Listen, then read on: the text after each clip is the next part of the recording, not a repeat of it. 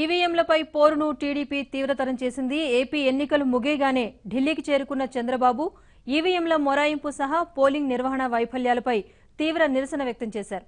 జాతీయ స్థాయిలో ఈసీ వైఫల్యాలను ఎండగట్టారు. నేరుగా ఈసీని కలిసి ఫిర్యాదు కూడా చేయడంతో వెంటనే సీఈసీ కూడా స్పందించారు. ఫిర్యాదుకు స్పందిస్తూ ఈసీ లేఖను విడుదల చేసింది.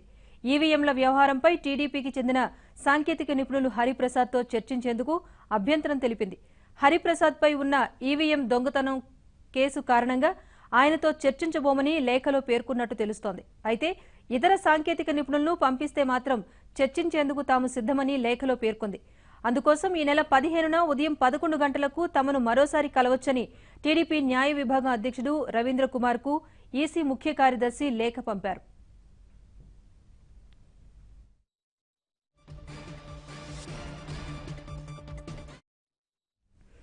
ఎన్నికల సంఘం లేవనెత్తిన అభ్యంతరాలకు అంతే ధీటుగా సమాధానమిచ్చింది టీడీపీ.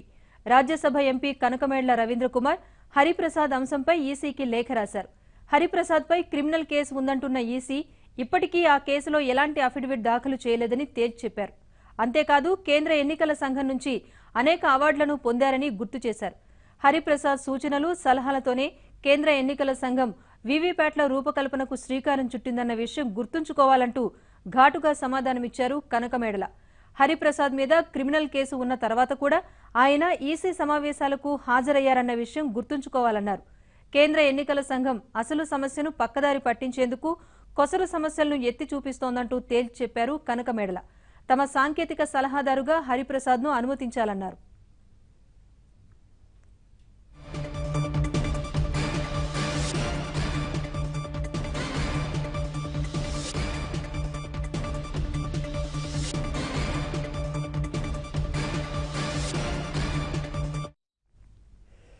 ఎన్నికలపై ఇప్పుడు ఈసీతో తాడో పేడో తేల్చుకునేందుకు సిద్ధమవుతోంది. ముఖ్యంగా కేసుందని హరిప్రసాద్తో చర్చలు జరపలేమంటోంది ఈసీ. అయితే టీడీపీ మాత్రం ఆయన లేవనెత్తిన వాటికి సమాధానం చెప్పాలని అంటోంది. మరోవైపు ఈ వ్యవహారం దేశ రాజకీయాల్లో హాట్ టాపిక్ గా మారింది. ఎన్నికల సంఘంపై పోరాడుతున్న చంద్రబాబుతో కొందరు జాతీయ పార్టీల నాయకులు మంతనాలు చేశారు. మాజీ ప్రధాని దేవెగౌడ, యూపీ మాజీ CM Akhilesh Yadav, national conference అధ్యక్షుడు ఫరూక్ అబ్దుల్లాలు చంద్రబాబుతో ఫోన్లో మాట్లాడారు.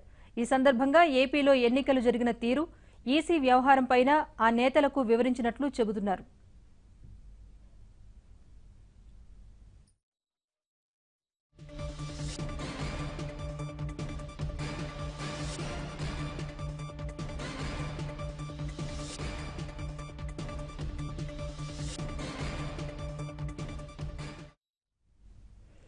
అటు సుప్రీంకోర్టులో విపక్షాలు దాఖలు చేసిన వీవీప్యాట్ లెక్కింపు కేసులో రివ్యూ పిటిషన్ దాఖలు చేయాలని ప్రతిపక్ష పార్టీలు భావిస్తున్నాయి. దీనిపై చర్చించేందుకు దేశంలోని 21 ప్రతిపక్ష పార్టీల నేతలు సమావేశం కానున్నారు. ఢిల్లీ కాన్స్టిట్యూషన్ క్లబ్లో భేటీ అవుతారు. సుప్రీంలో ఈవీఎంలపై రివ్యూ పిటిషన్ వేయాలా వద్దా అనే అంశంపై చర్చలు జరపనున్నారు.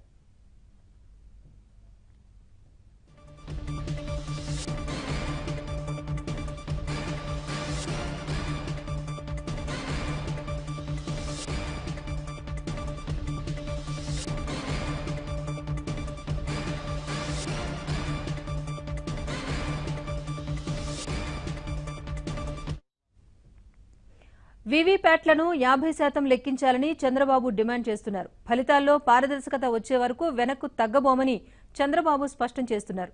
ఈసీపై చంద్రబాబు పోరాటం సీరియస్ గా మారుతోంది. మిగతా రాజకీయ పక్షాలతో దీన్ని మరింత బలంగా తీసుకువెళ్లాలని టీడీపీ నేతలు భావిస్తున్నారు.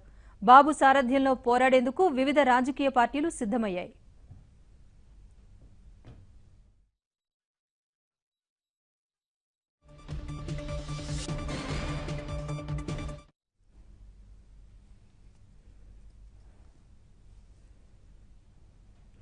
ఇదే విషయంగా కాసేపట్లో ఢిల్లీలో 21 విపక్ష పార్టీలు సమావేశం కానున్నాయి. అనేక అంశాలపై చర్చించనున్నారు నేతలు.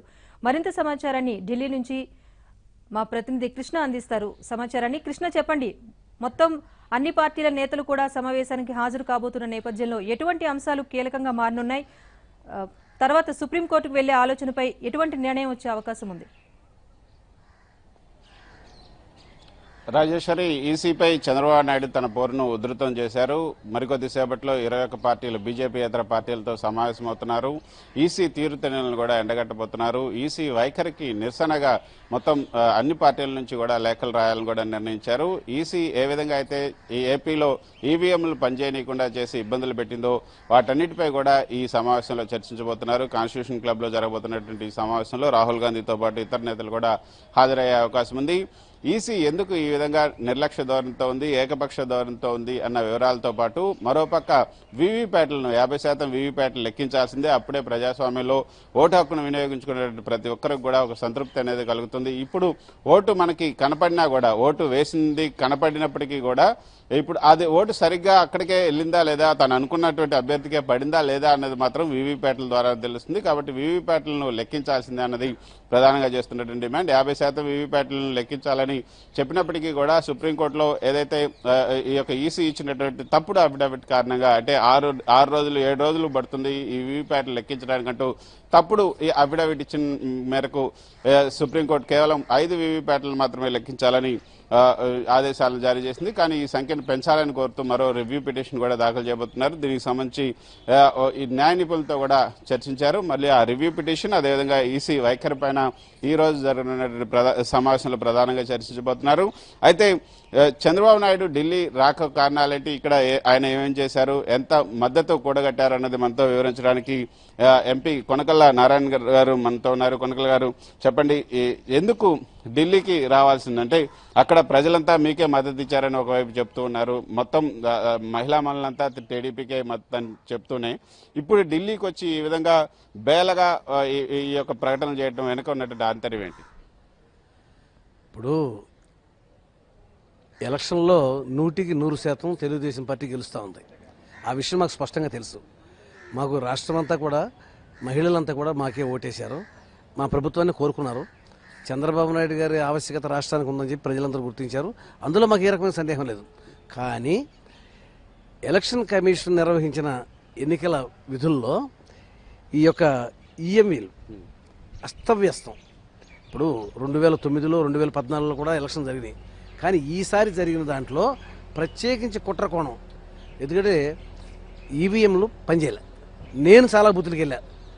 ఉదయం 6 గంటలకు వచ్చిన ప్రజలు 11 గంటల వరకు 12 గంటల వరకు కూడా ఈవీఎంలు పనిచేయకపోవడం వల్ల టిఫిన్లు కూడా లేకుండా, కాఫీలు లేకుండా చాలామంది తిరిగి వెళ్ళిపోయారు ఓటు హక్కు వినియోగించుకోకుండా. అలాంటి పరిస్థితి ఎలక్షన్ కమిషన్ అలా నిర్వహించకూడదు.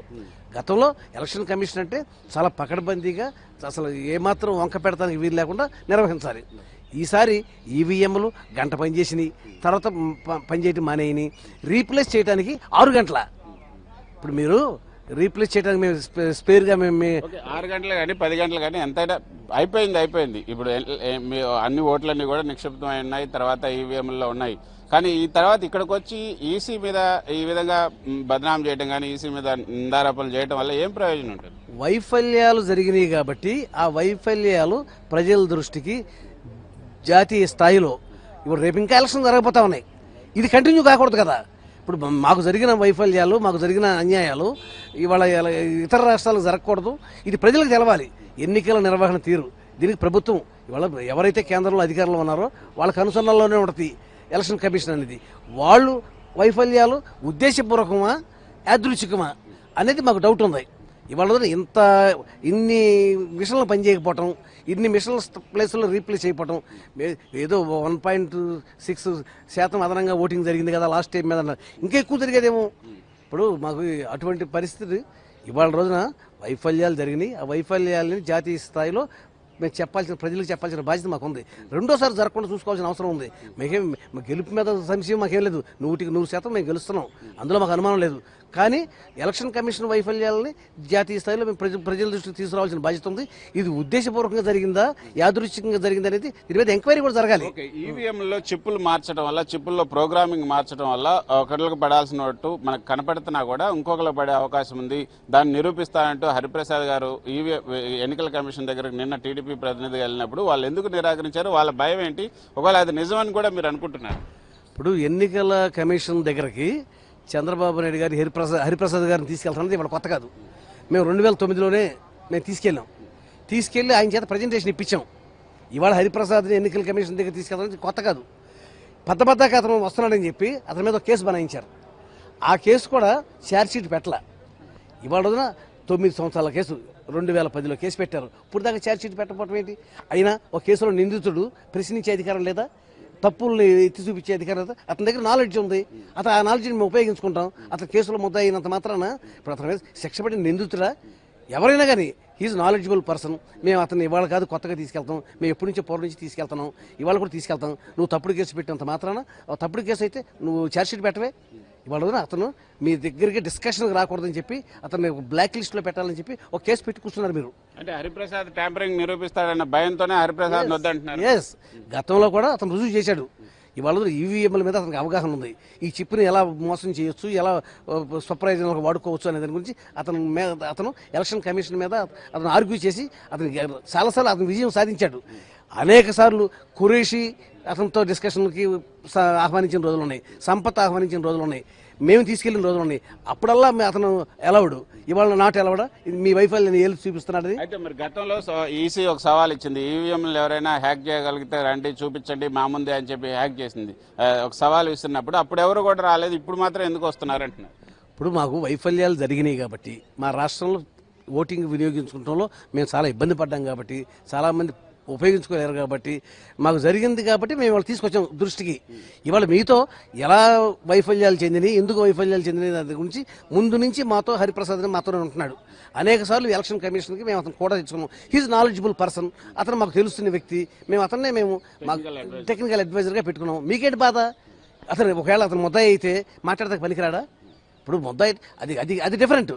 అతను ముద్దాయా కాదా, నేరం చేశాడా లేదా, అది శిక్ష వేయాలా వేయొద్దా, అది జ్యుడిషియల్ చూసుకుంటుంది. ఇక్కడ just for discussion he's knowledgeable person. అతను మేము తెచ్చుకున్నాం, టెక్నికల్గా నాలెడ్జ్ ఉంది. అతను మీ దగ్గర చేతనైతే టెక్నికల్గా వాదించండి. అతను టెక్నికల్గా అతనితో వాదించి డిస్కస్ చేసి అతనితో కరెక్టా మీది కరెక్టా రుజువు చేసి. హరిప్రసాద్ కాదు, హరిప్రసాద్ ప్లేస్ లో వేరే ఎవరినైనా పంపించండి అని చెప్తున్నారు. మరి మీరేం చేయబోతున్నారు? We are having confidence Hariprasad. మేము ముందు నుంచి కూడా హరిప్రసాద్కి ఇందులో నా టెక్నికల్గా నాలెడ్జబుల్ పర్సన్ అతన్ని తీసుకొస్తున్నాం. మళ్ళీ ఇంకో అతను ఎత్తుక్కోవాలి. ఇవన్నీ ఇప్పుడు హరిప్రసాద్ లాంటి నాలెడ్జబుల్ పర్సన్ ఇంకొక దొరకవచ్చు, దొరకపోవచ్చు. ఇందులో అతను వచ్చి మాట్లాడటం వల్ల మీకు వచ్చిన ఇబ్బంది ఏంటి? ఇప్పుడు అతను చెప్పేది ఎస్ ఆర్ నో అలా డిస్కస్ చేసుకోవాలి తప్ప ఒక ముద్ద అయినంత మాత్రాన, ఒక కేసులో ముద్ద అయిన మాత్రం మాట్లాడితే పనికిరాడా? నేరాలు తప్పులు ఏలి చూపిస్తే పనికిరాడా? ఇది ఎన్నికల కమిషన్ తప్పించుకోవడం కోసం అతను హరిప్రసాద్ అయితే రుజువు చేస్తాడేమని భయంతో అతను తప్పించడం కోసం ఈ ఫాల్స్ అలిగేషన్. ఈ రోజు కాన్స్టిట్యూషన్ క్లబ్ లో ఏం చేయబోతున్నారు? బీజేపీ ఇతర పక్షాలను పిలిచి వాళ్ళకి ఏం చెప్పబోతున్నారు? వాళ్ళ మద్దతు ఏ విధంగా? ఇవాళ బీజేపీ ఇతర అన్ని ప్రధాన రాజకీయ పార్టీలు కూడా ఇవాళ చంద్రబాబు నాయుడు గారి నాయకత్వం నడుస్తూ ఉన్నాయి. ఇవాళ భారతదేశంలో ఏ వైఫల్యం జరిగినా, ప్రభుత్వ వైఫల్యాలు జరిగినా, ప్రభుత్వ వైఫల్యాల వల్ల ప్రజలకు ఇబ్బంది కలిగినా దాన్ని ఎండగట్టడం కానీ, ప్రజల దృష్టికి తీసుకురావడం కానీ మా యొక్క బాధ్యత, చంద్రబాబు నాయుడు గారి బాధ్యత. ఇది మొదటిసారి కాదు, అనేక సందర్భాల్లో జాతీయ స్థాయి నాయకుల్లో ఢిల్లీలో ఏదైనా వైఫల్యాలు జరిగితే కేంద్రాన్ని చేసే వైఫల్యాలను ప్రజల దృష్టికి తీసుకురావడం అనేది మాకు ఒక సాంప్రదాయం. ఇవాళ జరగబోయే మీటింగ్ కూడా అదే. ఇవాళ ఎన్నికల నిర్వహణలో ఎలక్షన్ కమిషన్ పూర్తిగా వైఫల్యం చెందింది. ఈవీఎం మిషన్లు చాలా దారుణంగా పనిచేసినాయి. ఇవాళ చాలామంది ఓటు హక్కు వినియోగించుకోలేపారు. ఇదే పరిస్థితి కొనసాగకూడదు, ఇతర రాష్ట్రాలు జరగకూడదు.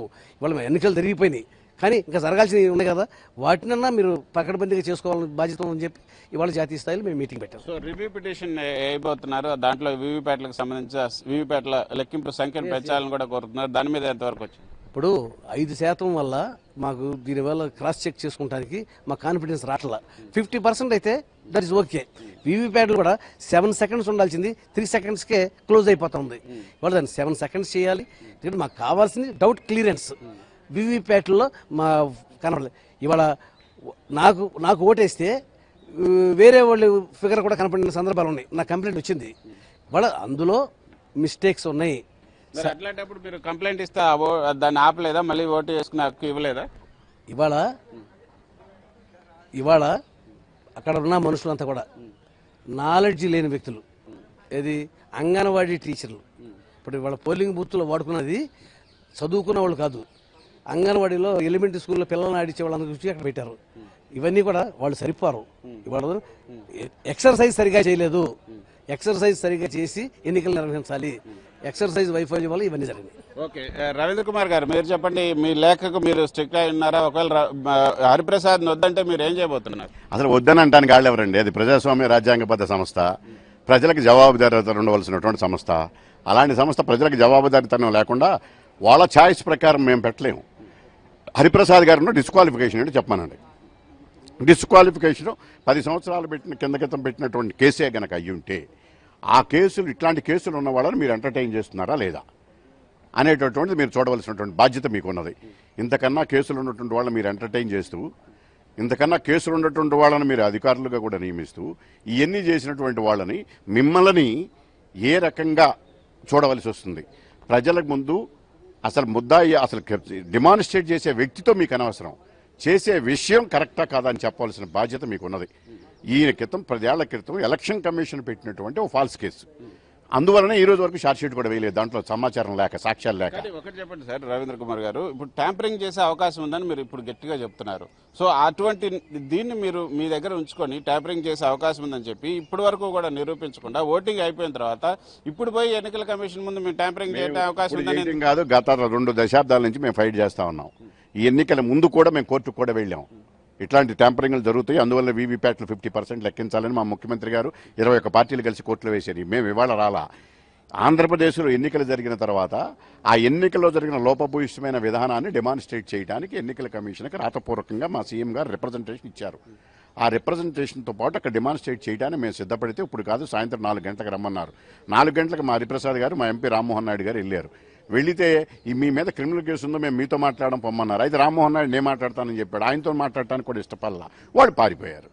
డెమాన్స్ట్రేట్ చేసే వ్యక్తి ఎవరైతే ఎక్స్పర్టా కాదా? ఎక్స్పర్ట్ కాకపోవచ్చు, డెమాన్స్ట్రేట్ చేసే తప్పని మా మీద నేరనట్టండి.